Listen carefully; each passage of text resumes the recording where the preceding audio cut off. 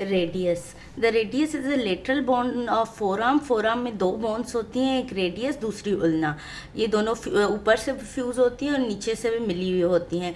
तो ये lateral side पे जो बोन होती है वो रेडियस होती है and is homologous with tibia of the lower limb. और ये टिबिया जैसी होती है, लोअर लिम में जो बोन होती है tibia. It has an upper rounded end. इसके तीन पार्ट्स होते हैं, upper rounded end, lower broad end with a styloid process and a shaft. Lower end, upper end और शाफ्ट, इसके तीन पार्ट्स होते हैं। Side determination, upper end is having disc shape head. Disc shape head होता है upper end का, narrow neck, while lower end is expanded with styloid process. Lower end में स्टीलॉइड process होता है लेटरल की तरफ। Close to neck, it represent a radial tuberosity. Neck के सामने, अपर एंड में जो नेक थी उसके सामने रेडियल ट्यूब्रोसिटी होती है। Eight the lower end the interior surface is in form of thick prominent ridge होती है इंटीरियर सरफेस पे लोअर के। While the posterior surface represent the 4 grooves for the extensor tendons.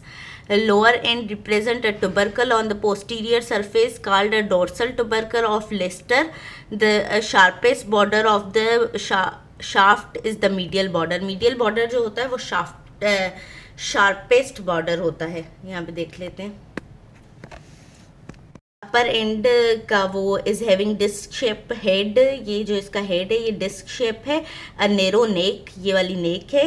With a lower, while a lower end is expanded with a styloid process. Lateral की तरफ ये styloid process है। Close to neck, it represent the radial tuberosity. Neck के बिल्कुल सामने होती है radial tuberosity. ये साइड डिटर्मिनेशन के पॉइंट्स हैं। At the lower end the interior surface in the form of thick prominent ridge होती है इंटीरियर, वो लोअर एंड के इंटीरियर सरफेस पे। और while the posterior surface is present 4 groove होती हैं पोस्टीरियर सरफेस पे। ये फर्स्ट ग्रूव है, ये फर्स्ट ग्रूव, ये सेकंड ग्रूव है, ये थर्ड ग्रूव है ये वाली, और ये वाली फोर्थ ग्रूव है। ये इसकी रेडियस पे 4th पोस्टीरियर सरफेस पे लोअर एंड पे ग्रूव्स होती हैं। Lower end represent a tubercle on the posterior surface called a dorsal tubercle of Lester.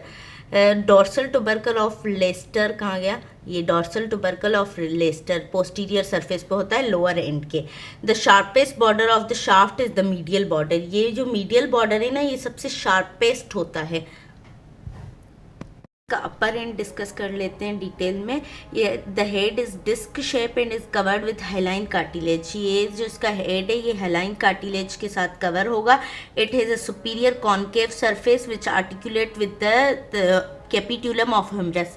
ये ह्यूमरस के कैपिट्यूलम के साथ अटैच आर्टिकुलेट होगा at the elbow joint. The circumference of head is also articulate. ये जो side इसकी होती है ना मीडियली, ये मीडियली आर्टिकुलेट होता है उल्ना के साथ। तो ये एक जॉइंट कैपिट्यूलम ऑफ ह्यूमरस के साथ बनाता है और मीडियली जॉइंट बनाता है उल्ना के साथ। तो it fit in the socket formed by the radial notch of the ulna and the annular ligament, thus forming the superior radio ulnar joint. ये सुपीरियर मतलब ऊपर वाला रेडियो उल्नर जॉइंट है और ये इंफीरियर रेडियो उल्नर जॉइंट है।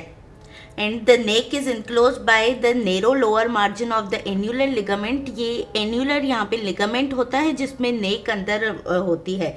The head and neck are free from capsular attachment and can rotate freely within the socket.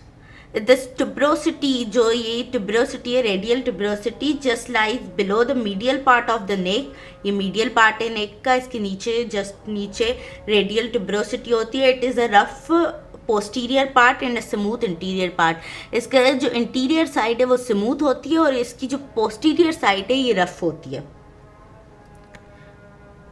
Shaft के parts discuss कर लेते हैं। इसके 3 बॉर्डर्स होते हैं और 3 सरफेसेस होती हैं शाफ्ट की। तो इसका पहला बॉर्डर होता है interior border, extend from the interior margin of the radial tuberosity. यहाँ से ये इंटीरियर बॉर्डर शुरू होता है किस तक? स्टीलॉइड प्रोसेस तक। ये सारा जो है वो इंटीरियर बॉर्डर है।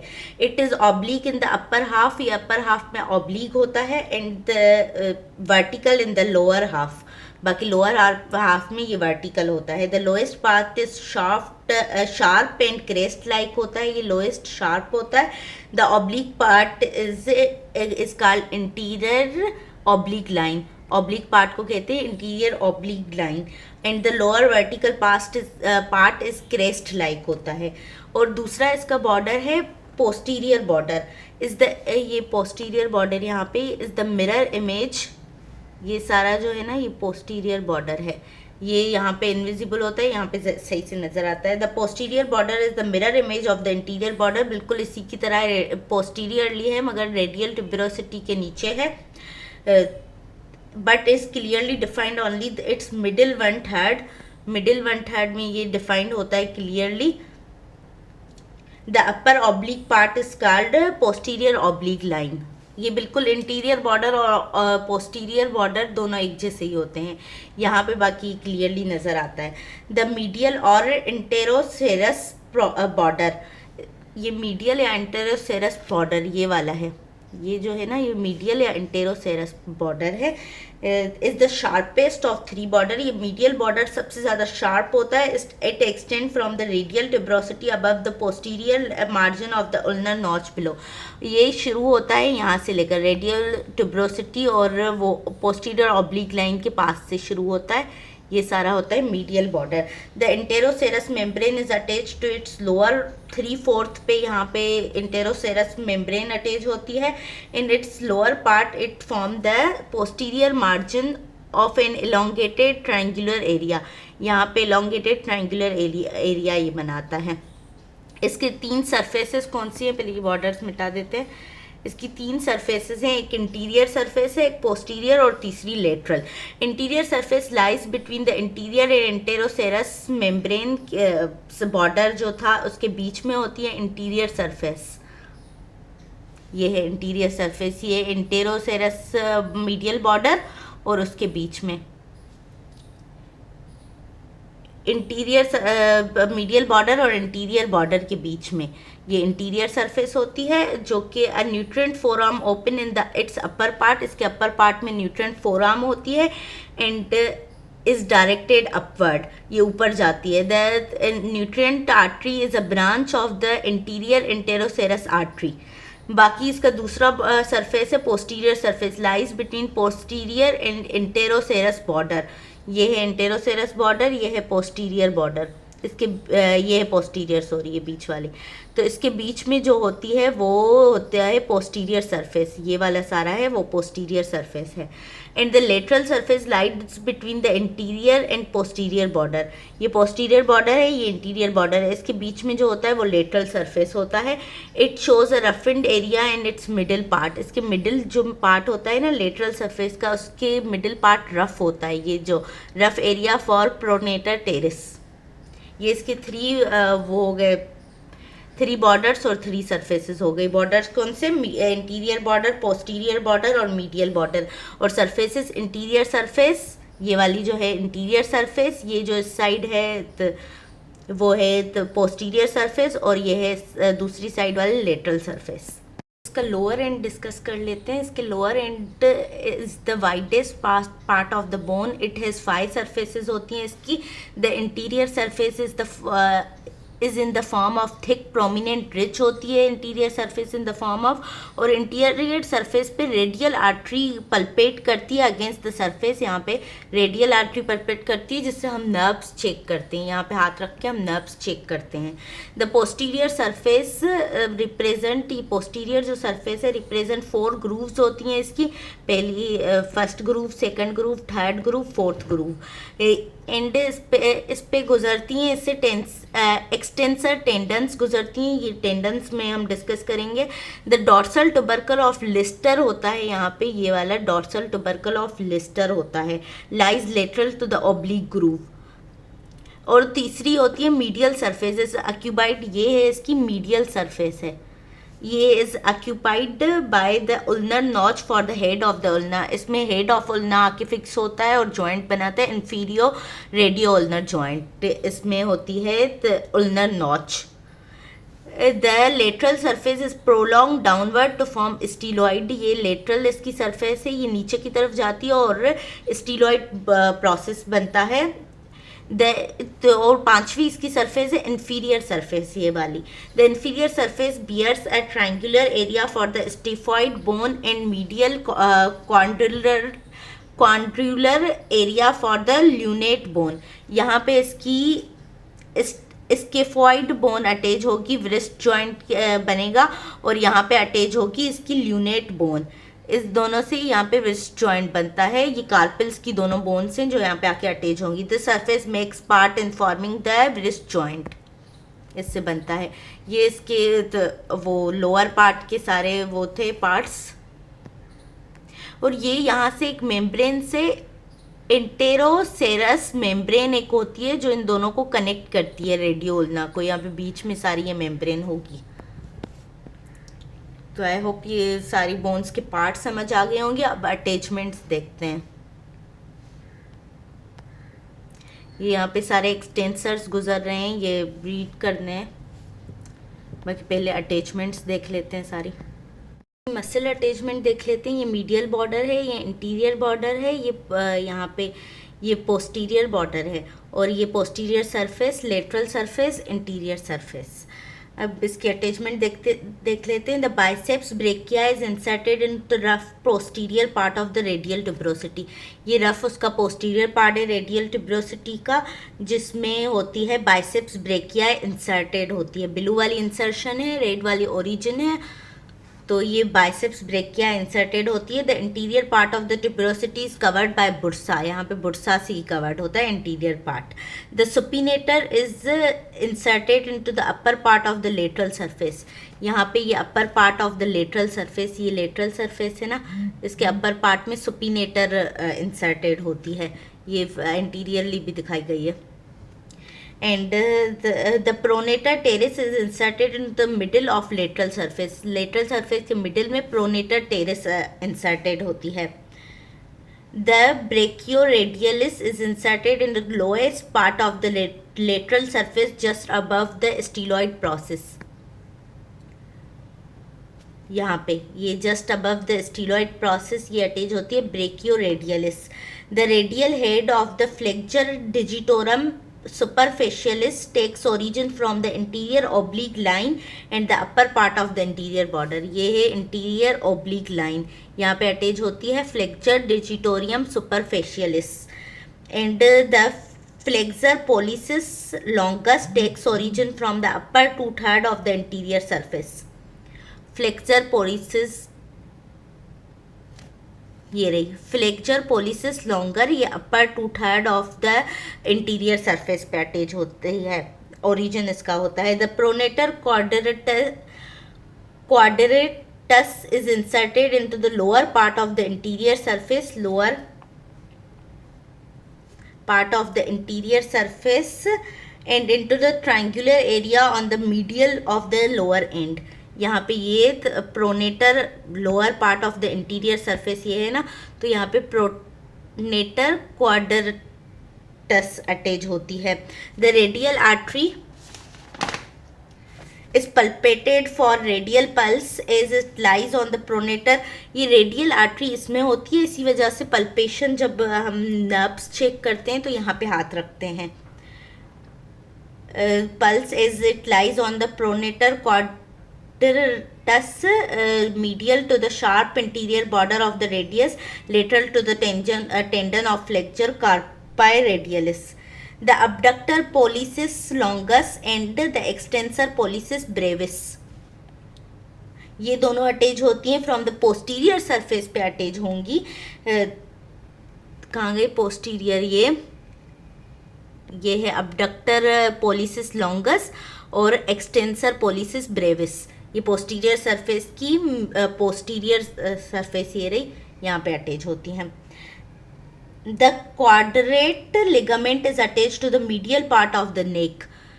यहाँ पे अटैच होगा क्वाड्रेट लिगामेंट, ये रहा, ये ग्रीन कलर का ये तो नेक है, ये वाला जो है ना ये क्वाड्रेट लिगामेंट है। and the oblique cord is attached to the medial side just below the radial tuberosity. ये oblique cord है, ये just ये भी एक ligament है जो कि attach होता है just below the radial tuberosity.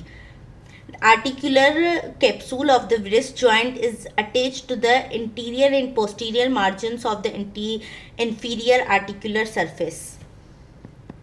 यहाँ पे आर्टिकुलर कैप्सूल अटैच होगा wrist joint के लिए, यहाँ पे इंटीरियरली पे अटैच होता है और पोस्टीरियरली भी इंफीरियर आर्टिकुलर सरफेस पे.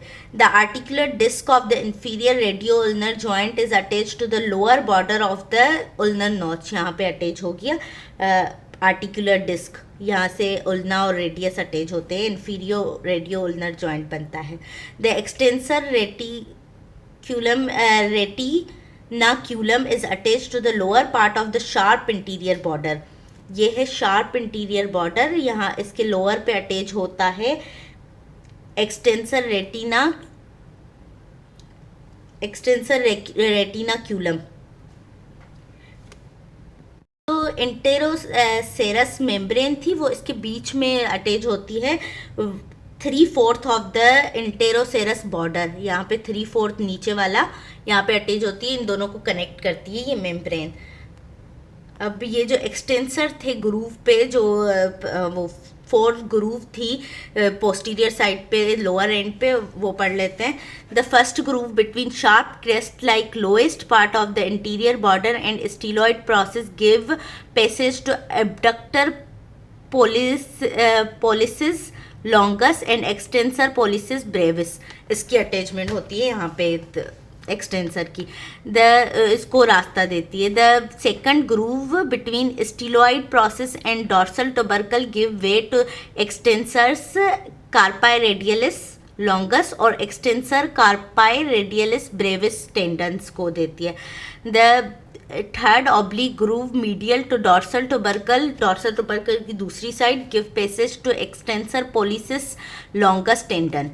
The fourth groove on the medial aspect give passage to tendon of extensor digitorum, extensor indicis एक इसको देती है extensor digitorum, extensor indicis, posterior interoserous nerve और anterior interoserous artery. In addition, at the junction of lower ends of radius and ulna, जहाँ पे junction होती है inferior radio ulnar joint, the fifth groove give passage to the tendon of extensor digiti minimi. Lastly, in relation to ulna between its head and styloid process is the sixth groove, यहाँ पे होती है traversed by the tendon of extensor carpi ulnaris. There are 6 compartments grooves, मतलब 6 grooves होती हैं under extensor retinaculum of wrist. 4 are relation to radius में होती हैं. 5th at the junction of radius and ulnar, जहाँ पे अटैच होते हैं इंफीरियर रेडियो उल्नर जॉइंट पे. And 6th on the ulnar itself between the head and styloid process. 6th जो groove होती है वो उल्ना पे होती है. टोटल 6 ग्रूव होती हैं इन दोनों पे. ऑसिफिकेशन अब इसकी देख लेते हैं. Shaft of radius ossify from primary centre. Shaft पे प्राइमरी सेंटर होता है which appear during the 8th week of development. The lower end ossifies from secondary centre which appear during the first year and fuses with the shaft at 20th year. It is growing end of the bone. Lower end growing end होता है जो कि fuse हो जाता है, जिसका secondary centre 20th year में. The upper end ossifies from a secondary centre which appears during the 4th year and fuses with shaft 18th year में फ्यूज हो जाता है. इसके मतलब 2 सेकेंडरी हैं, एक अपर एंड पे है और दूसरा लोअर एंड पे सेकेंडरी सेंटर ऑफ ऑसिफिकेशन है, और शाफ्ट पे इसका प्राइमरी सेंटर ऑफ ऑसिफिकेशन है. Clinical anatomy. The radius commonly gets fractured about 2 centimeter above the lower end. Lower and से 2 सेंटीमीटर ऊपर सबसे कॉमन साइट होती है इसके फ्रैक्चर की, इसे कोलीज फ्रैक्चर कहते हैं. This fracture is caused by a fall on the out stretch hand. Hand आगे की तरफ हो और इंसान गिरे तो ये फ्रैक्चर हो सकता है. Distal fragment is displace upward and backward, ये आगे की तरफ और पीछे की तरफ हो जाता है, तो इसे कोलीज फ्रैक्चर कहते हैं। अगर ये फ्रैक्चर हो और ये जो आगे वाला हिस्सा है रेडियस का वो पीछे की तरफ मतलब बैकवर्ड हो जाए। And the distal styloid process comes to lie proximally to the ulnar styloid process is normally lies distal to the ulnar styloid process. If the distal fragment get displace interiorly, मतलब ये आगे की तरफ displace हो जाए तो इसे कहते हैं सिमिथ्स फ्रैक्चर। अगर पीछे की तरफ हो तो कोलीज फ्रैक्चर, अगर आगे की तरफ हो तो Smith fracture. The sudden powerful jerk on the hand on the child में dislodge the head of the radius from the grip of the annular ligament. This is known as subluxation of the head of the radius, pulled elbow. ये जैसे यहाँ पे ये उठाया जा रहा है तो यहाँ से ये रेडियस आर्टिकुलेशन से बाहर हो जाती है, निकल जाती है आर्टिकुलेशन कैप्सूल से, तो ऐसे नहीं उठाना चाहिए। The head can normally be felt in the hollow behind the lateral epicondyle of the humerus. Humerus से अलग हो जाती है रेडियस ऐसे खींचने से। अब है उल्ना।